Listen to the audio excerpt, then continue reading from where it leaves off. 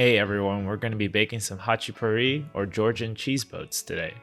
The fellow baking YouTuber Chainbaker inspired me to try to make it myself, and it came out pretty decent for my first try. Probably not as good as his though. I pretty much used his recipe with some minor differences, so I'll put up his recipes in the description below. Before we start, apparently a lot of my viewers still aren't subscribed, so if you've been enjoying my videos and cooking content, leave a like and subscribe, it does help. So here I have a bowl of 245 grams of all-purpose flour, 5 grams of vital wheat gluten, 5 grams of salt, and 3 grams of instant yeast. I also have 20 grams of softened butter right here, and 160 grams of cold water. Place everything in the bowl, and I'm going to mix it for around 5 minutes, I would say. Your dough should start coming together and eventually start looking uniform and not as sticky. Something like this, I would say. The dough should be relatively smooth, so at this point we want to shape it into a ball. Place the dough ball back into the bowl, cover it with some plastic wrap, and let it ferment for around an hour. After your first hour of fermentation, we're going to dust the top of the dough ball with some flour and start folding our dough. The top of the dough ball is facing downward, and we want to start folding the dough towards the middle all around. Flip it around again and then tighten the bottom by pulling the dough towards you while both hands are contacting the surface of the table. This will take some practice and some reps, so don't worry if you don't get it your first try. I've been doing this for a while, I guess, so I'm pretty decent at it now.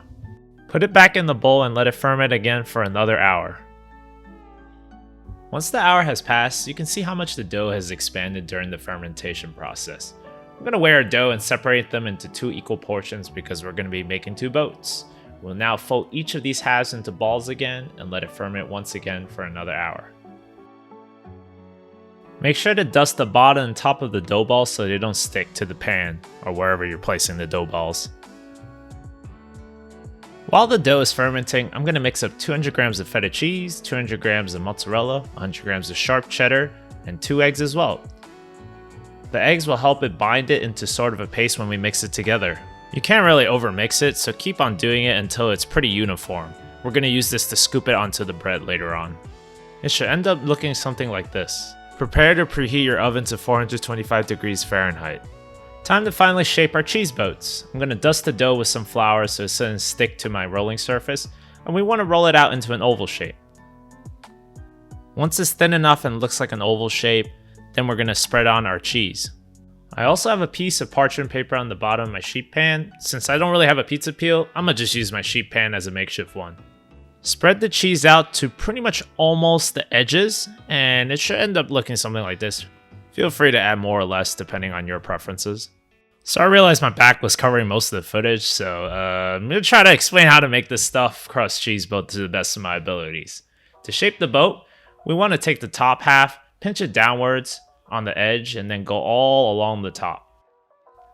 Then we repeat the process with the cheese as well, and then it'll start to look like a log. We're basically folding over itself and then start pinching it at the very ends. It should look something like that. And then we repeat the process with the bottom.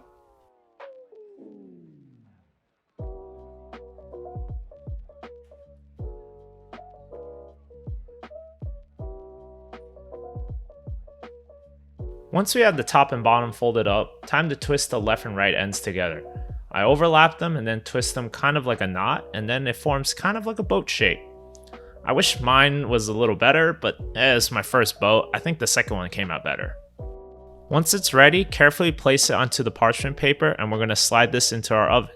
You can use a pan, but I had a cast iron griddle and I wanted to see if it made it better. Bake it for around 15 minutes, and when it's brown, it should be good to go. And when you take it out of the oven, brush the bread with some extra butter because this is already terrible for you. And extra butter is more flavor, so why not? We'll also place a slab of butter on one end of the boat and dig a hole so you can crack open an egg onto it as well. Now the Chainbaker said you can mix it up with the fork as the cheese should be hot enough to cook the egg. Mine wasn't, unfortunately, and I had to place mine back in the oven, and by that time, pretty much the egg turned into scrambled eggs. Still tasted pretty good, but I'll try to show you how it's supposed to be originally. So here I made my second cheese boat. Instead of making a stuffed crust, I'm going to shape it how it is normally first before adding the cheese. The process is still more or less the same, so watch the footage and it'll probably be easier than me explaining it, honestly.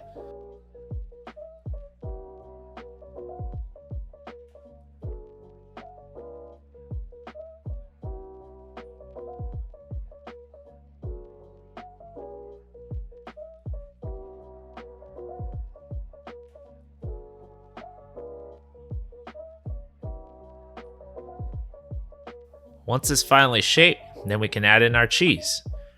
We'll still bake it for around the same time, except this time I'm going to do a little different method for the egg and butter. We're still going to bake it first before we attempt this new method. After baking, I'll make a hole in the cheese for the egg again, but broil the top a bit so the egg will be cooked through and will end up looking something like this. Turns out I forgot to record the footage of the bread coming out, but it's basically this photo.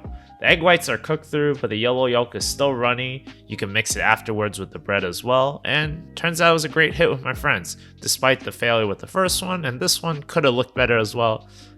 If I decide to make it again, I'll try to post it up. Hey everyone, thanks for watching my video, and if you enjoyed it, please like and subscribe and follow my Instagram at Weekend Cooks. Thanks for the support!